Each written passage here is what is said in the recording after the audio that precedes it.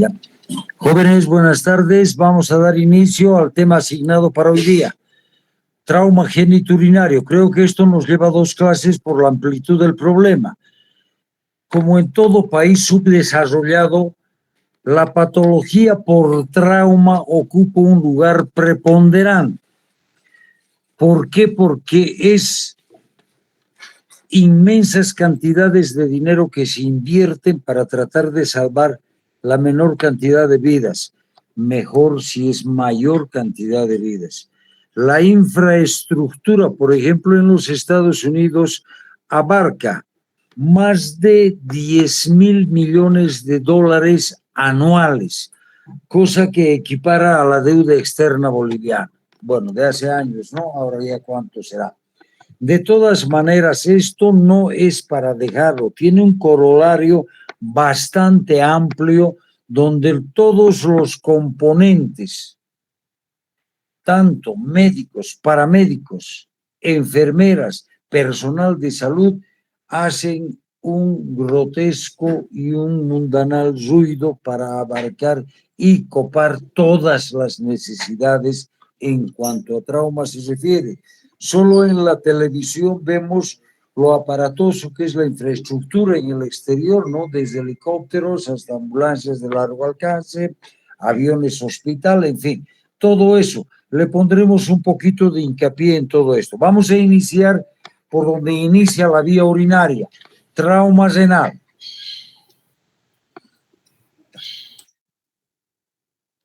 Vamos a abarcar en cuanto a generalidades se refiere. 90% de esta patología se presenta en jóvenes y niños, gente en vida activa, con movilización precoz. Esto es el advenimiento de los automóviles y de las bicicletas. La edad tope en esto es de 20 a 40 años, con una preponderancia mayor en porcentaje en hombres. 10% está relacionado a otras lesiones abdominales. 90% se debe a lesión contusa. Quiero aclarar esta estadística. Como siempre, verán el hincapié es de los Estados Unidos de América. Es las relaciones del libro madre que tenemos nosotros, que es el Campbell's.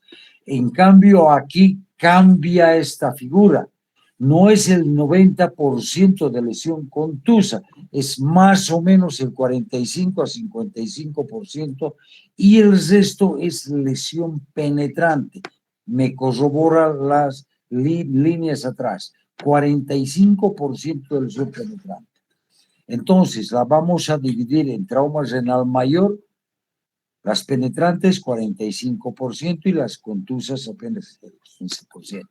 ¿Por qué todo esto tiene cierto grado de interés?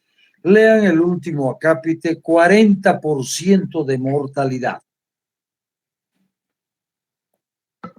Para tratar de bajar esto, es que se ideó años atrás el ATLS y hoy en día el ACLS.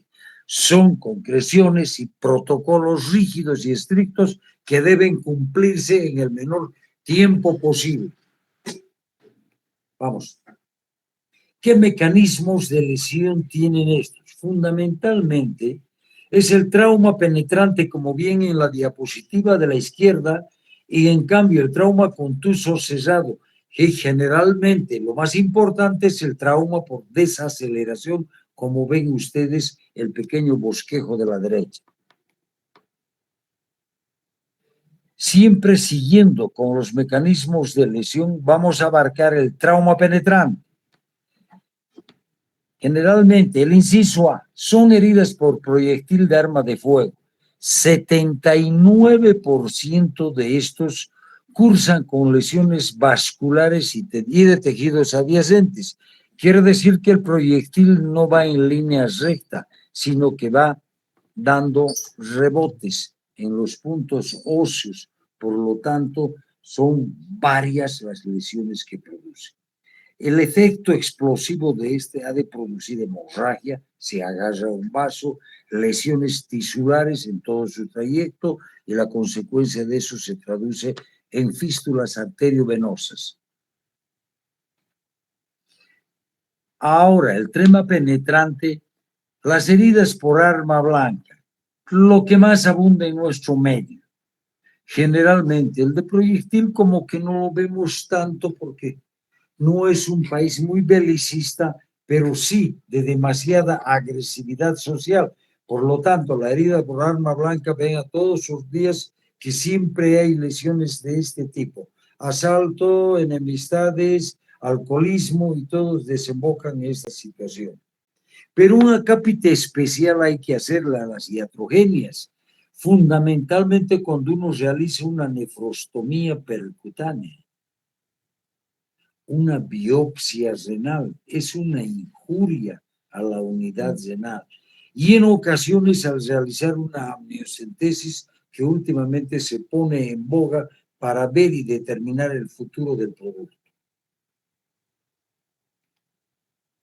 Las nefrostomías percutáneas, les aclaro, nosotros las hacemos solamente con una pequeña guía ecográfica. Lamentablemente, pues el medio no cuenta con aparatos sofisticados como transductores con guías desde la superficie hasta la profundidad. Y uno pasa la guía a través de esta abertura que tiene el transductor. En cambio, en el trauma contuso o cesado, fundamentalmente se debe a accidentes automovilísticos, caídas de altura, sean bicicleta, motocicleta, y hoy en día las patinetas estas que están de moda, han de producir un golpe directo a nivel de las fosas renales. Esto ha de producir fracturas costales o de apófisis transversas de las vértebras que hacen como estilete o como punta de lanza, lesionando el riñón correspondiente. Siempre yendo en el trauma contuso y cerrado, en niños las lesiones vasculares son la norma y el desprendimiento ureteropiélico. ¿Por qué? A ver, alguien que me diga por qué.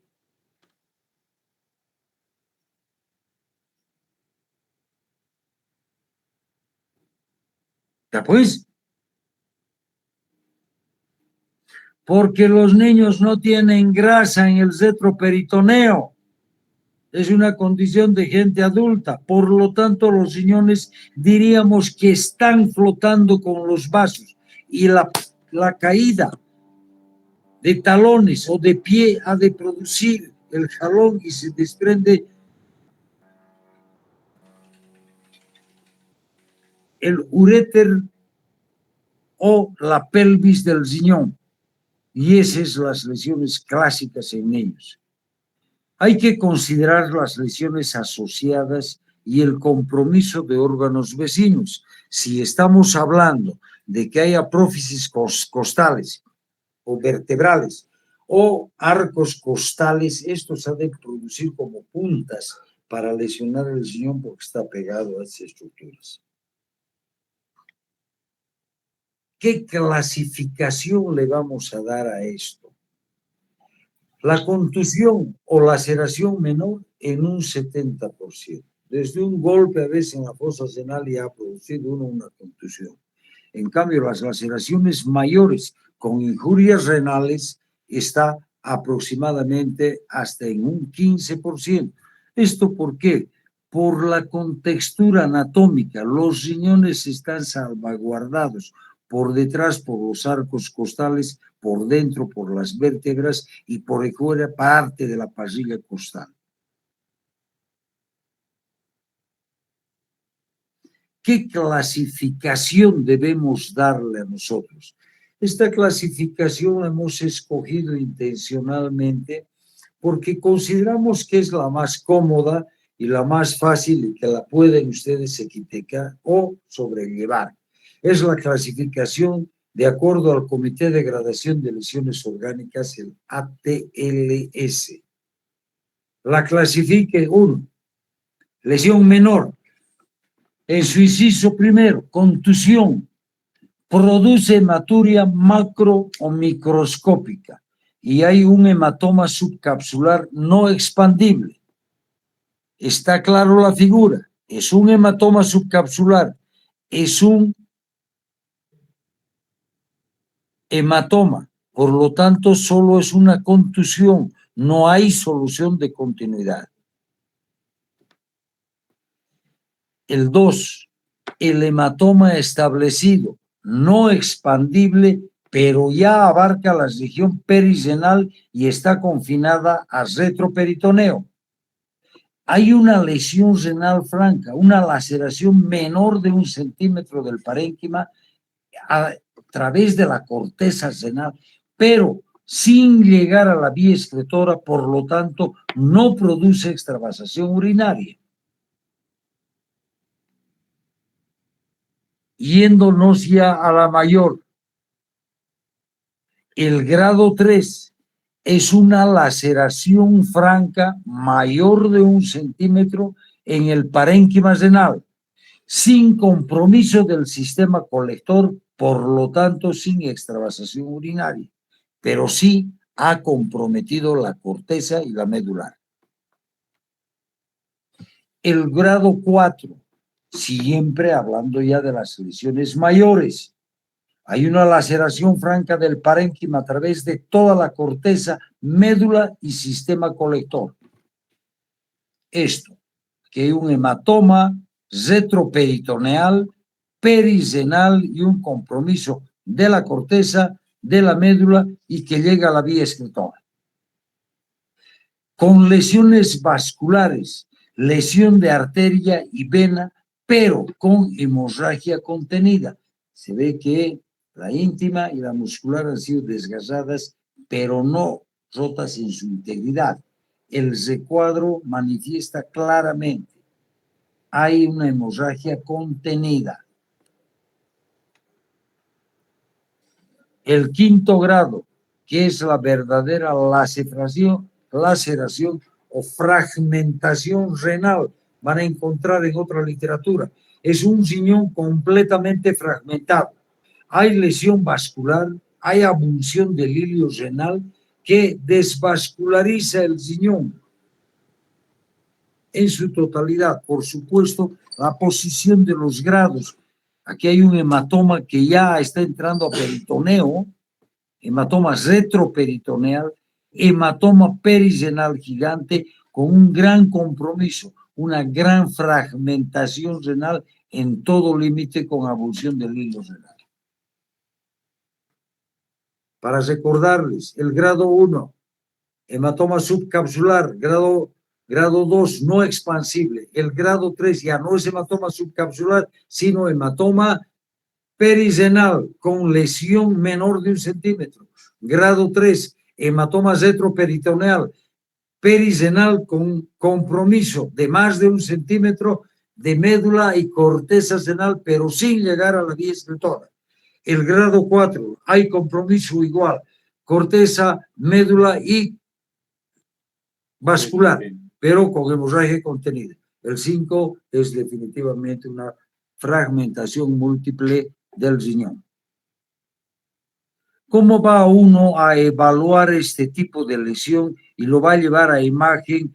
Entonces, aquí corre la hora de oro que hoy en día dicen las literaturas modernas. En esta hora ha de uno sellar la sentencia del paciente, o vive o muere. Por lo tanto, tiene que ser acucioso, rápido, claro y concreto. El antecedente, inmediatamente llega el paciente, ustedes deben prevenir qué mecanismo de injuria renal ha tenido. Penetrante o contusa. ¿Dónde? ¿Cómo? ¿Cuándo? Eso es lo que tiene que preguntar antes de que el paciente trasponga el umbral de un hospital.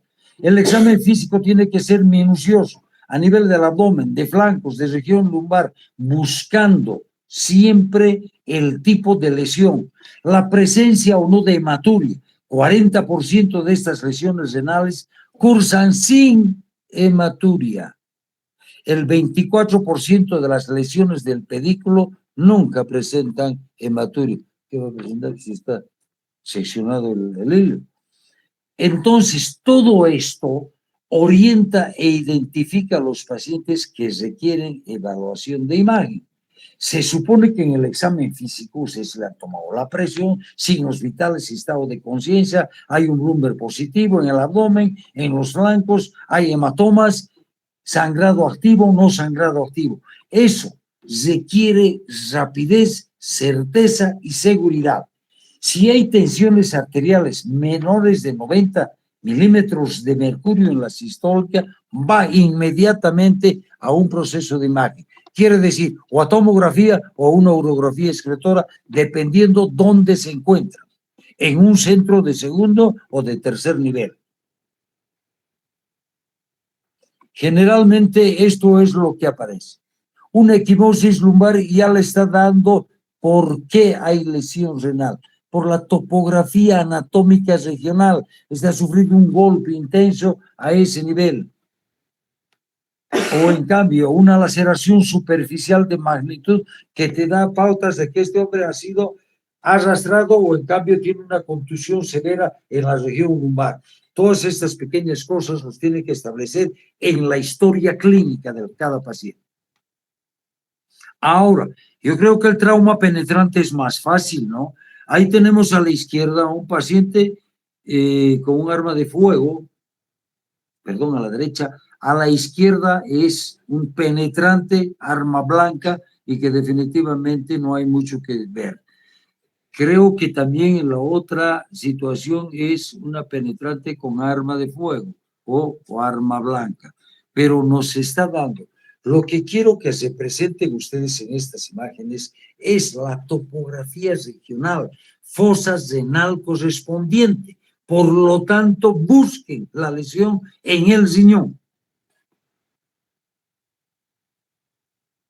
¿Qué indicaciones para evaluación radiográfica deben tener estos pacientes? Si ustedes ven una lesión como acaban de hacerlo, penetrante en flanco o en abdomen, sin tomar en cuenta la magnitud de la hematuria, debe ir a imagen de estudio. Toda lesión contusa y hematuria macroscópica debe ir a imagen inmediatamente. Toda lesión contusa con hematuria y tensión arterial a 90 milímetros de mercurio en la sistólica debe ser evaluado con radiología. ¿Qué diagnóstico le vamos a dar a esto? Habrán visto ustedes que los hallazgos clínicos de historia clínica son rápidos, violentos, pero además son inespecíficos. Aquí lo que compete realizar es un examen físico, minucioso y sistémico. Evaluación. En todas las salas de emergencia hay más de un personal disponible para que le ayude a uno a ver y no cometer errores. No se olviden que la hematuria se presenta solo en un tercio de los casos. La ecografía ideal te va a diagnosticar un hematoma perirenal, por lo menos en qué lado está. La urografía excretora ha de detallar si hay o no hay una anulación funcional de esa unidad renal. Y la tomografía, por falta de contraste en el riñón, solo en ocasiones pinta la corteza por circulación colateral y esto se llama signo de rebote.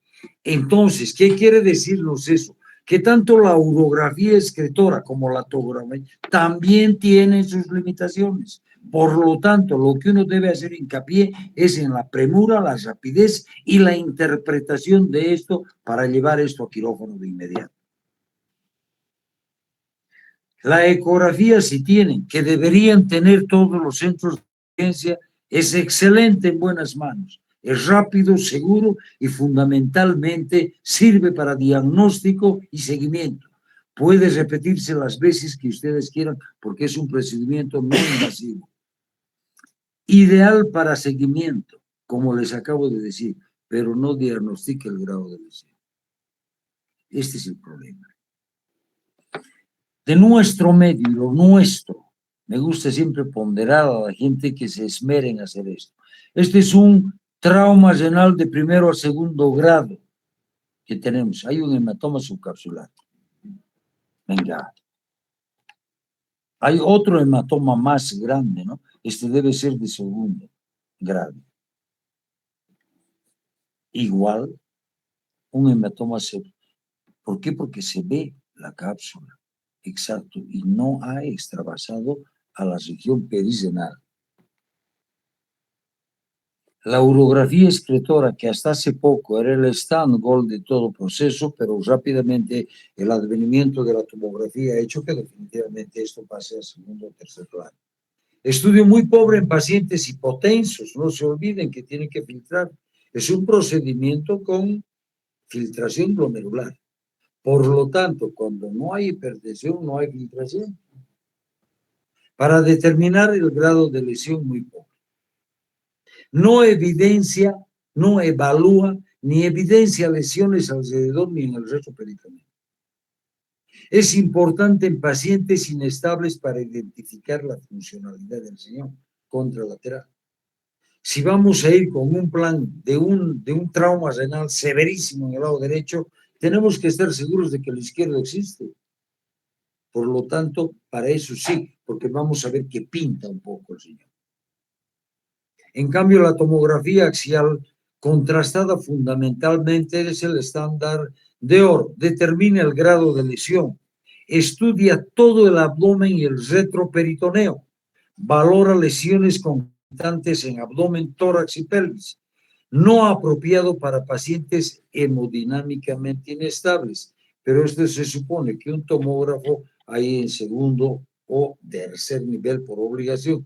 Por lo tanto, uno cuenta con los recursos a la mano. Entonces, primero lo eleva la presión, lo pone inestable, ¿no? Saca de la inestabilidad hemodinámica y lo convierte en un paciente estable y realiza los estudios. Ahí tenemos una imagen, explícales, una imagen de un primer grado. Un hematoma contenido. Subcapsular, primer grado. Segundo grado, hay un hematoma con solución de continuidad en el parénquima renal. Entonces ya esto es 1 o según 2 o a 3 grados. Venga. Ahí hay una lesión ya severa que abarca hasta la región excretora, o sea, corteza y médula. Abajo ya el problema es severo. Está en círculo la extravasación de contraste. Por lo tanto, esto, corteza, médula y vía excretora. Entonces, este es un cuarto grado. Igual arriba, la mitad del riñón funciona, la otra mitad no. Y la fragmentación renal que está en círculo definitivamente es un hematoma peri y retroperitoneal grande que abarca gran parte de eso porque hay una lesión severísima, seguramente a nivel del hígado.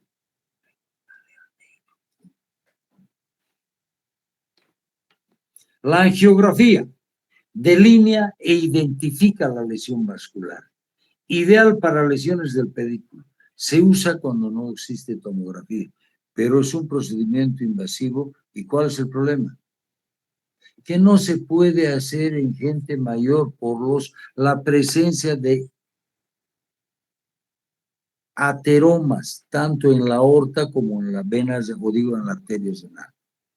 Entonces, tiene sus limitaciones. Al ser invasivo ya no, un paciente que está vapuleado no es conveniente. Ahí tienen una imagen, todavía lo que decíamos, el signo del rebote, ¿no? Solamente ahí, seguramente esta arteria renal se bifurcaba a ese nivel y solo pinta en la rama inferior, mínimamente la zona medular pequeña. En cambio, la corteza y toda la región perirenal no existe. Es para darles idea y hacer una comparación de todo esto. ¿Cómo va a manejarse un trauma renal cualquiera sea su grado de presentación y ha llegado a manos de ustedes? Ustedes están en la emergencia y bueno, ahí tienen al paciente. ¿Qué hacen? Primeramente, las metas a seguir es minimizar la morbimortalidad de estos pacientes. Y a toda costa hay que preservar la función renal. Antes era una norma lesión renal sinónimo de extirpación, de nefrectomía. Hoy en día no. Hoy en día se debe presentar, se repara un riñón sin ningún problema. El manejo y el tratamiento médico ha de consistir, cuando ya el paciente ha sido estabilizado completamente, diagnosticado y no va a tratamiento quirúrgico, sino a tratamiento médico, la norma es la conducta absoluta, reposo absoluto en su unidad, control de signos vitales en hoja crítica cada 30 minutos, hemoglobina y hematocrito de acuerdo al estado hemodinámico. Si anda subiendo, bajando, uno tiene que hacer para transfundir o reponer lo que está perdiendo.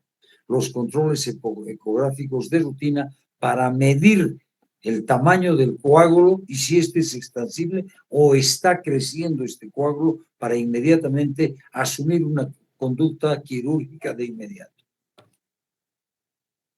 Siguiendo siempre con el tratamiento, lógicamente. No se olviden, si es una lesión penetrante, va desde el exterior al interior, el uso de antibióticos es la norma. Identificar las lesiones concomitantes.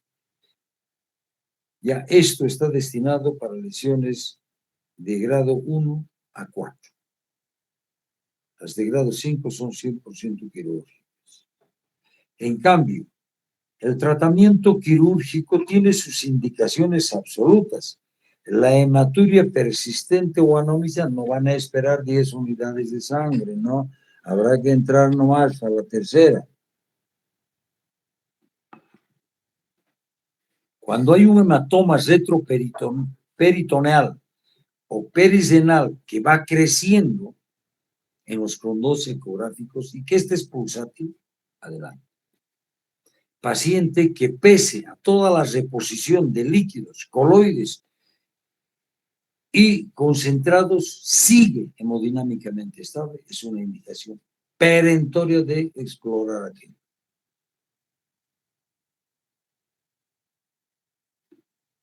Las indicaciones relativas en el tratamiento quirúrgico es cuando ustedes han visto que hay una extravasación urinaria, lógicamente, pues es un grado avanzado de lesión.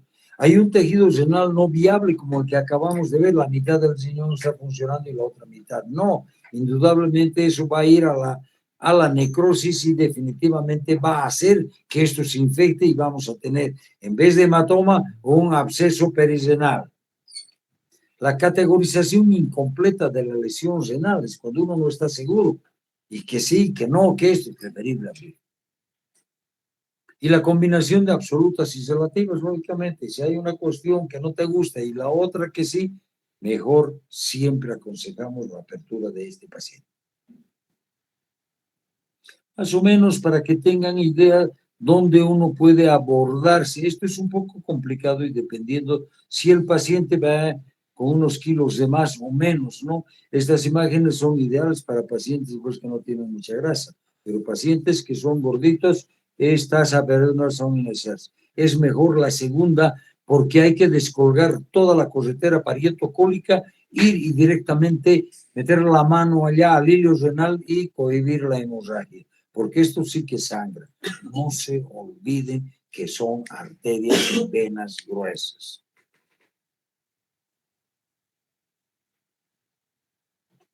En esta situación, que ya ha pasado el momento crítico, la hora de oro, lo tienen al paciente, el manejo subsecuente, la reconstrucción que va a haber en este paciente cuando han entrado, lo han abierto, tienen que hacer una hemostasia rigurosa, un debridamiento del tejido necrótico amplio hasta dejar tejido sangrante sano. La renorragia es la norma, que siempre hay que hacerle con material reabsorbible y además con capitonaje de Chelfon o de la misma grasa. La reparación del sistema colector es una norma que debe ser implantada porque definitivamente si no nos vamos a encontrar con unos urinomas y unas infecciones alrededor del riñón. Ahora, si la mayor parte de un polo del riñón vayan a la nefrectomía parcial, a la reparación vascular si es asequible o en cambio con el concurso de los cirujanos vasculares. La reparación de todo defecto del parénquima debe ser reparada. Más o menos, ¿qué idea tienen la reconstrucción renal por un arma, por un proyectil? Y siempre lo que les decía, el capitonaje. Lo que a mí me interesa aquí esto es de que nunca, como indícales, no como en esta imagen que se va y se anudan los hilos, no, se anudan con un capitonaje, tienen que poner Gerfan, Surgicel o en cambio Istacril. El Istacril es un material, para que me entiendan, es como una soldadura de tejido, porque el amasar se les va a coser. ¿Qué complicaciones tiene toda esta perorata que les estamos dando? La hemorragia, que pese a que ustedes han tenido la muy buena voluntad de hacerlo, pues el paciente sigue perdiendo sangre por los drenajes que ha dejado. El hematoma retroperitoneal, que nuevamente se ha establecido. Un infarto segmentario total del riñón, un urinoma. Si hay un hematoma y después hay extravasación urinaria, esto va a ser un casquete a nivel perirenal. Y este casquete, por lo duro que es, ha de producir la activación del sistema renino-angiotensino. Por lo tanto, ha de producir una hipertensión renovascular de Payet. Por eso hay un adagio que dice: trauma renal que no mata en los primeros 5 minutos, mata después de 5 años, por hipertensión maligna. La sepsis, si no han hecho la evacuación correcta y total de los coágulos y se les ha infectado, indudablemente ha de ser un coágulo de cultivo. A la larga, estos han de producir una calcificación y el dolor ha de ser constante. Y las lesiones asociadas, que son la norma, repararlas. Las fístulas arteriovenosas, en lo posible, es no dejarlas a libre albedrío. Inmediatamente vamos a seguir siguiendo el orden anatómico como trauma vesical. Al final las preguntas. Todo trauma a nivel de la vejiga la etiquetamos como vesical. En nuestro medio hay una alta incidencia de lesiones asociadas por trauma externo. Comprenderán ustedes que Bolivia es un país altamente accidentado en carreteras y altamente accidentado en su topografía. Por lo tanto, van a haber a veces decenas de pasajeros sobre los camiones y la carga. Entonces, un accidente en estos normalmente son aplastados. Tiene una mortalidad del 22% en los mejores centros. En nuestro medio, más del 60% van para el cementerio. Por lo tanto, ¿qué tipo de lesión vamos a considerar? La lesión externa, contusa, aplastamiento o la lesión penetrante. Repasemos anatomía. La vejiga es un órgano muy bien protegido, por delante por la sínfisis del pubis, atrás por la articulación sacro-coxígea y a los lados por las paletas ilíacas.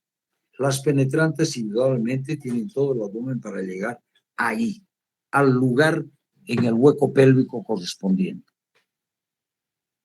¿Qué sintomatología presenta una lesión? Puede presentar, la que más comúnmente se presenta es hematuria. Se ha roto la vejiga, es un órgano hueco muscular, por lo tanto tiene mucosa muscular y serosa. Esta hematuria debe ser macroscópica en mayor de los casos, o en cambio ser microscópica cuando solamente las lesiones son de contusión. El hematoma o escoriación en la pared te va a dar una referencia de que definitivamente hay una lesión a nivel de la vejiga. El dolor, sensibilidad en el abdomen, te dirá de que definitivamente esa pelvis está fracturada y por lo tanto hay una lesión a nivel de la vejiga. Si tú la compruebas, haces un cateterismo y sacas hematuria, está ahí la vejiga. La rigidez muscular de la pared abdominal es otro signo que a la vez, cuando definitivamente hay una extravasación de orina al espacio extraperitoneal, la excitación de la vejiga da cierto grado de rigidez muscular. En ruptura vesical hay ausencia, lógicamente, de micción. Peor si esto ha sido en el segmento intraperitoneal. El cateterismo es la norma y van a encontrar hematuria. ¿Cuándo evaluar con radiología? Cuando hay una presencia inminente de hematuria y definitivamente no sabes si es o no es. Hay un dolor abdominal a nivel del hipogastrio y va a ver, si tú asientas ambas manos a nivel de las crestas ilíacas, va a ver que hay una fractura de pelvis. Del 10 al 29% tienen compromiso de la uretra posterior. Esto hace el juego de guillotina. Más adelante veremos cuando ha intervenido el diafragma urogenital y ha amputado la uretra posterior. ¿Qué clasificación le vamos a dar a todo esto? La clasificación topográfica, anatómica, a qué nivel se rompe la vejiga. Si les acabo de decir de que es un órgano muy bien protegido por todo el esqueleto, está bien, tiene que ser una situación anormal de las condiciones basales. Hay una ruptura intraperitoneal y otra extraperitoneal. Del 83 al 88 se asocian con fractura de pelvis. Es las esquirlas de hueso de la rama isquio e iliopubiana las que lesionan la vejiga. Ahí tienen, indícales por favor. Ahí tienes la rama isquiopubiana, la que está indicando, y arriba la iliopubiana, y de la paleta ilíaca ahí. Entonces, estos fragmentos o estos trazos de fractura son los que han de lesionar la vejiga. Por lo tanto, ha de haber un trauma. ¿Qué clasificación? La verdad es que no me gusta mucho porque es clasificaciones foráneas que seguramente nosotros no las vamos a ver. A continuación les voy a pasar una clasificación de la Asociación de Cirujanos de Trauma de Estados Unidos. Hacemos muy pocas referencias. Es un hematoma o contusión cuando hay una laceración del espesor parcial. El grado 2 hay una laceración extraperitoneal menor de 2 centímetros. El 3 extra e intra. El primero cuando es extra mayor de 2 y el segundo cuando es intra menor de 2. La lesión intraperitoneal es mayor de 2 centímetros. Y el grado 5 es intra extraperitoneal y lo fundamental es el tamaño de la lesión que va hasta el cuello o hasta el trígono. Es difícil separar. Entonces, ¿qué van a hacer en una lesión extraperitoneal? Hay secundaria, trauma abdominal o penetrante, va a haber fractura de pelvis. Para que comprendan esto, les he puesto una radiografía de un cistograma de relleno normal. Así es la vejiga en una cistografía. Y así es cuando hay ruptura vesical. Se extravasa a todo lado en el prevesical. La siguiente.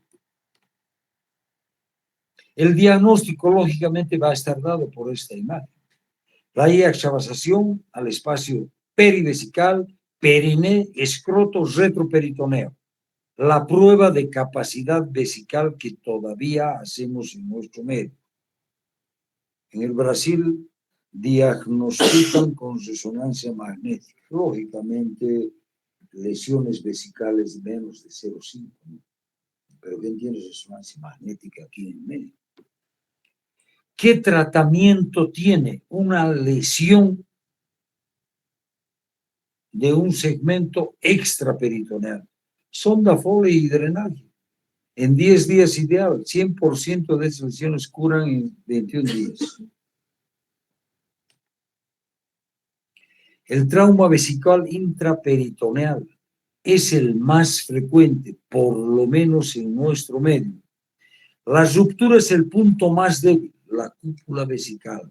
La presión que se necesita para romper la vejiga es superior a 30 centímetros de agua. Tiene que estar vejiga llena. No se olviden que hay de 300 a 400 es lo normal. Más frecuente en la contusión externa, el aplastamiento. Condición vejiga llena. ¿Quiénes andan con vejiga llena? Rubí. La gente que bebe, la gente que está bebiendo. Entonces, es una de las condiciones. Se cae y se rompe la vejiga. O se aplasta definitivamente. Cuidado con caerte, niña. El diagnóstico. La clínica, indudablemente, dolor abdominal, va a haber signo de rebote, o sea, excitación peritoneal. Entonces, inmediatamente que vean esto, ustedes hacen una cistografía retrógrada que les va a confirmar con estas lesiones. Venga. Ahí está, igualmente. Ahora es intraperitoneal. Si ustedes tienen un poco de acuciosidad, van a ver a nivel de las vértebras que hay contraste. En los cuernos, claro, en los lugares de ruptura de la vejiga hay medio de contraste. Lamentablemente esta me lo han cortado porque arriba, a nivel de las asas, había medio de contraste. Entonces esta es una ruptura intraperitoneal, siempre en comparación con la vejiga sana del lado derecho. Igualmente, hay un montón de nombres van a encontrar en la literatura, en llamarada, en gota de no sé qué cosa. No soy muy adepto a estas cosas y simplemente hay que describirla como uno ve. Esta es una ruptura intraperitoneal porque la mayor parte del contraste está arriba. ¿Es hombre o mujer?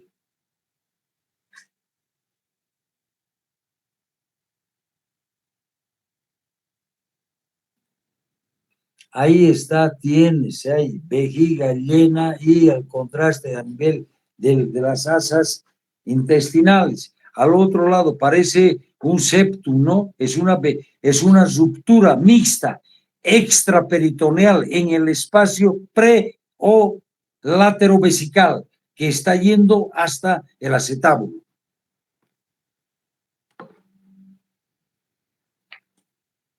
En nuestro medio nos ha costado imponer, en ocasiones hemos sido criticados por los comodones y en otras ocasiones hemos sido vanagloriados, pero nunca nos hemos equivocado. Ese es el orgullo que tenemos. El servicio de urología de este hospital realiza prueba de capacidad vesical. Uno introduce medio litro de solución salina y luego realiza una punción abdominal en cuadrantes inferiores, una paracentesis. Si la vejiga está rota, mismo, ese líquido ¿dónde va a ir? Al espacio intraperitoneal. Y si uno hace en los cuadrantes, ahí va a sacar el agua que ha metido. Entonces, ¿qué tratamiento has confirmado? Y tienes que abrir al paciente. Tienes que hacer un lavado exhaustivo de toda la cavidad abdominal, drenar bien y separar la vejiga. Se realiza una cistografía por planos, una buena derivación urinaria y una cobertura con antibióticos. Bueno, dado este tema, jóvenes, vamos a concluir mañana porque es bien largo, por eso he solicitado 2 clases. Entonces, la próxima clase vamos a dar lesión de uretra y lesión de genitales. Ahora las preguntas. A ver, pregunta a los que están.